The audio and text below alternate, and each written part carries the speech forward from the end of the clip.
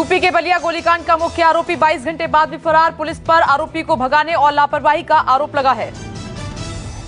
गुरुवार दोपहर में ताबड़तोड़ फायरिंग से गूंज उठा था बलिया का इलाका। पुलिस और जिला प्रशासन के अधिकारियों की मौजूदगी में एक व्यक्ति की गोली मारकर हत्या कर दी गई। फायरिंग और पत्थरबाजी की घटना कैमरे में कैद हुई है। वारदात के बाद गांव के लोग इधर उधर भागते दिखे।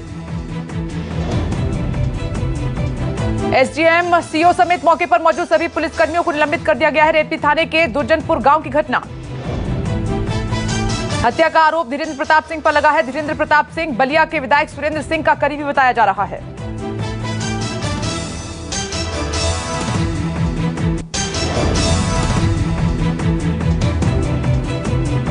वारदात उस वक्त की हुई जब बलिया के दुर्जनपुर और हनुमानगंज में कोटे की दो दुकानों का बंटवारा किया जा रहा था और एक पक्ष दूसरे से भिड़ गया। दुर्जनपुर में सरकारी कोटे की दुकान को लेकर हुआ था विवाद। आम सहमति न बनने पर प्रशासन ने की थी वोटिंग की बात। मौके पर मौजूद एसडीएम और सीओ भी मौजूद थे। प्रमाण पत्र मांगने पर कुछ लोग नाराज हो गए और एसडीएम से बहस करने लगे। अधिकारियों ने कहा कि वोट वही दे सकेंगे जिनके पास आधार या दूसरा पहचान पत्र होगा। इस बात पर कहासुनी शुरू हो गई। पुलिस ने कार्रवाई करते हुए 8 नामजद और 25 अज्ञात लोगों के खिलाफ एफआईआर दर्ज कर लिया, पर मुख्य आरोपी धीरेन्द्र अभी तक नहीं पकड़ा गया।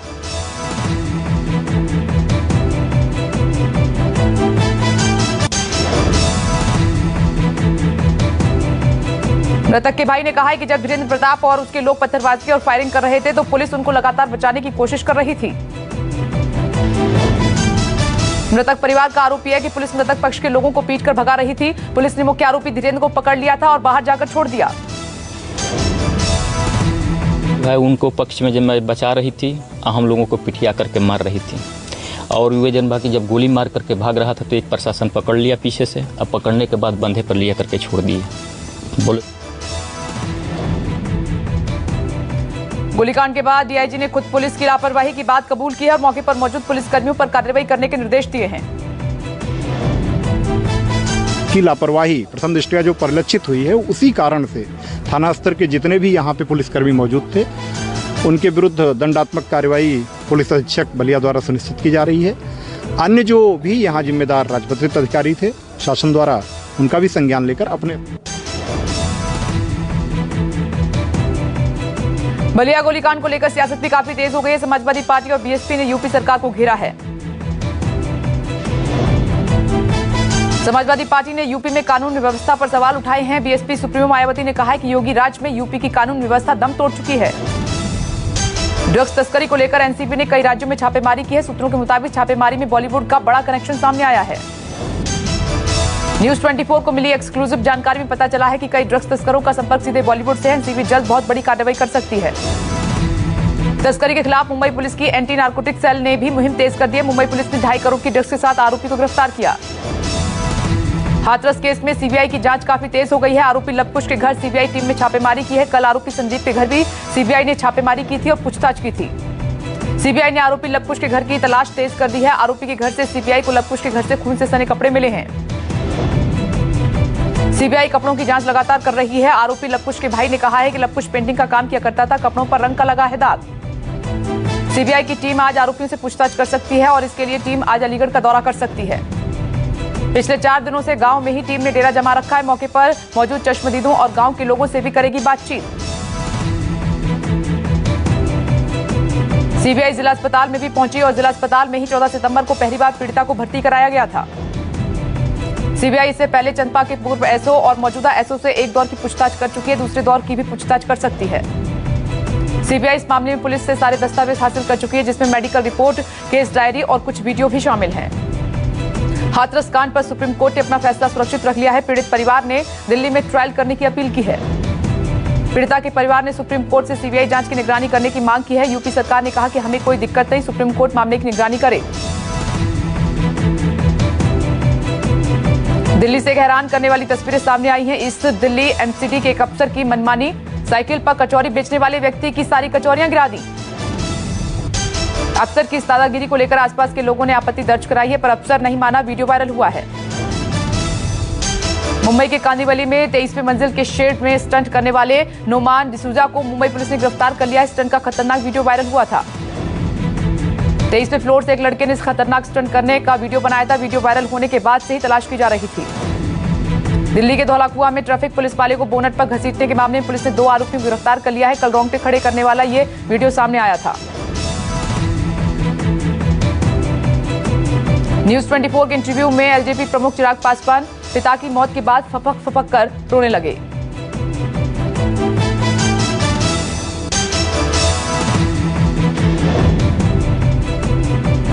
चैनल की editor in chief Anuradha Prasad से बातचीत के दौरान बिहार के राजनीतिक हालात और फैसलों पर खुलकर चर्चा की।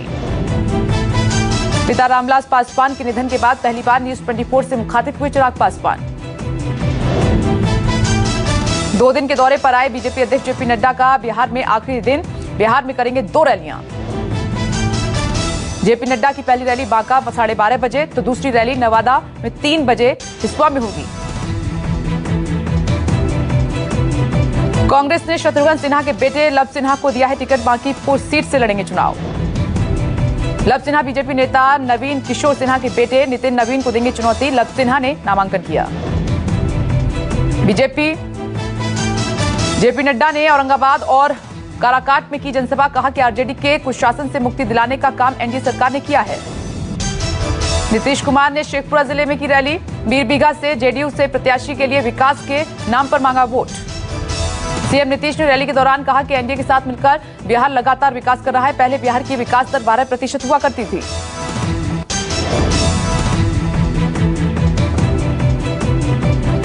भारत में 24 घंटे में 63,000 नए केस आए सामने। 70,000 ठीक हुए। एक्टिव केस घटकर 8 लाख तक पहुंचे। देश में कोरोना संक्रमितों की कुल संख्या 73,70,000 के पार हो चुकी है। 1,12,000 से ज्यादा मरीज की मौत हो चुकी है। रिकवरी मामलों की संख्या 64,53,000 तक पहुंची। एक्टिव केस की संख्या घटकर 8,04,000 हो चुकी है। संक्रमण के एक्टिव केस की तुलना में रिकवर हुए लोगों की संख्या 6 गुना ज्यादा है। महाराष्ट्र, कर्नाटक, केरल में कोरोना के एक्टिव केस ज्यादा हैं। आईसीएमआर के मुताबिक 15 अक्टूबर तक कोरोना वायरस के कुल 9 करोड़ 22 लाख सैंपल टेस्ट हुए। पिछले एक दिन में 10 लाख से ज्यादा लोगों के टेस्ट हो चुके हैं। दिल्ली में कोरोना के मामलों में बड़ी बढ़ोतरी दर्ज की गई है। पिछले 24 घंटे में कोरोना के 3,483 नए मामले सामने आए हैं। इस पर राहत की बात यह है कि दिल्ली में संक्रमण दर 6.23% हो चुकी है, जबकि रिकवरी रेट 91.11% तक पहुंच चुका है। देश के हर नागरिक को कैसे लगेगी कोरोना की वैक्सीन। पीएम मोदी ने कोरोना के खिलाफ चल रही लड़ाई की रणनीति की समीक्षा की है। पीएम ने वैक्सीन के लिए स्वास्थ्य मंत्रालय के वितरण तंत्र का भी जायजा लिया है। स्वास्थ्य मंत्रालय की प्राथमिकता है कि वैक्सीन देश के हर नागरिक तक पहुंचे। स्वास्थ्य मंत्री डॉक्टर हर्षवर्धन ने हाल ही में बताया था कि 2021 के शुरुआती महीनों में वैक्सीन आ जाएगी और कोशिश है कि वैक्सीन पहले फ्रंट लाइनर्स को मिले। कोरोना वैक्सीन स्टोरेज का इंतजाम शुरू किया गया है। अपोलो ने कहा है, हम लगाएंगे एक दिन में 10 लाख टीके। आज से खुला गया सबरीमाला मंदिर। 17 अक्टूबर यानी कि कल से 250 लोगों को ही मिलेगी एंट्री। तिरुवनंतपुरम से दूर सबरीमाला मंदिर में बहुत ही प्रसिद्ध ये मंदिर है। कोरोना को लेकर मंदिर में गाइडलाइन जारी की गई हैं। नवरात्रि में बंद रहेगा दिल्ली का प्रसिद्ध कालिका जी मंदिर। भीड़ से बचने के लिए लिया गया फैसला। बंगाल में कोरोना के मामलों में इजाफा हुआ है। डॉक्टरों ने चेतावनी दी है कि त्योहारों की वजह से भीड़ बढ़ गई है। भीड़ बढ़ने से कोरोना कहर बरपा सकता है।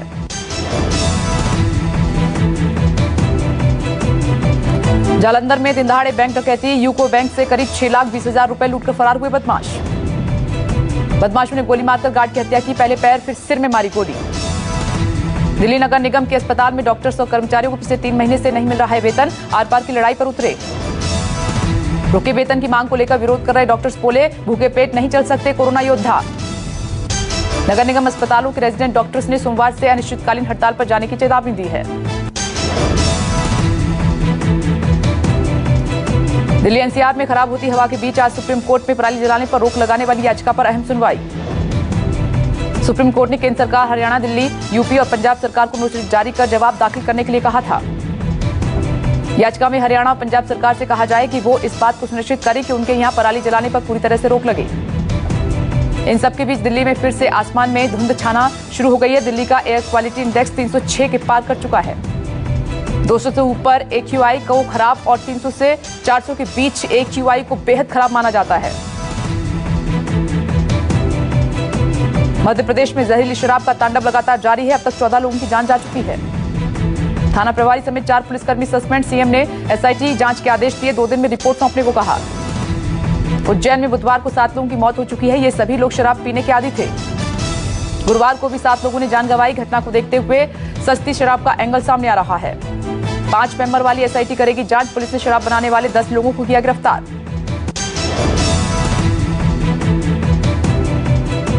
पंजाब में और तेज हुआ किसान आंदोलन। बीजेपी नेताओं को कानूनों के तथाकथित लाभ का प्रचार नहीं करने देंगे किसान। प्रदर्शनकारी किसानों ने कहा है कि वो अपमान के विरोध में 17 अक्टूबर को दिल्ली में पीएम मोदी के पुतले फूंकेंगे। कृषि बिल पर बात करने पहुंचे किसानों ने जब कृषि सचिव के साथ केंद्रीय मंत्री को नहीं देखा तो उठकर बाहर चले गए।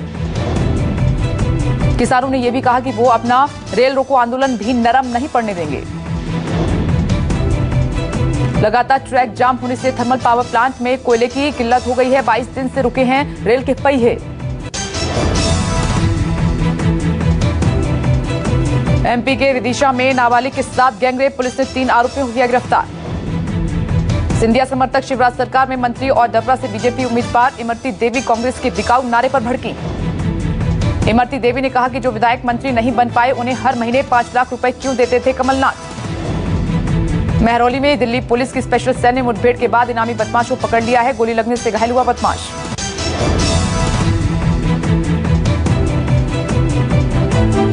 बॉलीवुड के ऊपर उठ रहे सवालों के बीच पहली बार महाराष्ट्र के मुख्यमंत्री ने चुप्पी तोड़ी। उद्धव ठाकरे बोले बॉलीवुड की हो रही बदनामी दुखद। उद्धव ठाकरे ने कहा कि मुंबई महाराष्ट्र की आर्थिक ही नहीं बल्कि सांस्कृतिक राजधानी के तौर पर जानी जाती है। बॉलीवुड में बन रही हैं हॉलीवुड को टक्कर देने वाली फिल्में। पुलिसकर्मी की पिटाई के मामले में महाराष्ट्र की मंत्री यशोमती ठाकुर को 3 महीने की सजा। 8 साल पहले का है मामला। मंत्री के ड्राइवर समेत 3 बाकी लोग भी दोषी। 3 महीने की सजा के साथ 15,500 रुपए का जुर्माना।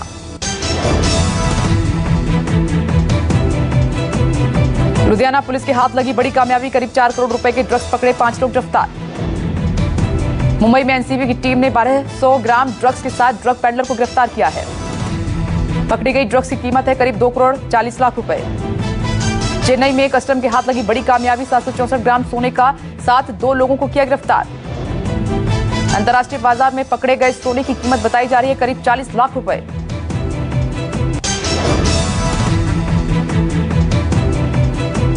पाकिस्तान में सियासी घमासान तेज हो चुका है। आज से प्रमुख विपक्षी दलों की बड़ी रैली है। इमरान सरकार निशाने पर। पाकिस्तान में इमरान के खिलाफ विपक्षी दलों ने खुला है मोर्चा। 11 प्रमुख दल कर रहे हैं देशव्यापी आंदोलन। आंदोलन शुरू करने के लिए 20 सितंबर को पाकिस्तान डेमोक्रेटिक मूवमेंट का हुआ था गठन। मौलाना फजलुर रहमान को सर्वसम्मति से पीडीएम का अध्यक्ष चुना। सरकार विरोधी पहली रैली पंजाब के गुजरांवाला प्रांत में होगी। मौलाना ने पिछले साल भी इमरान के खिलाफ की थी रैली। इस्लामाबाद में सरकार विरोधी प्रदर्शन से जुड़े थे लाखों लोग।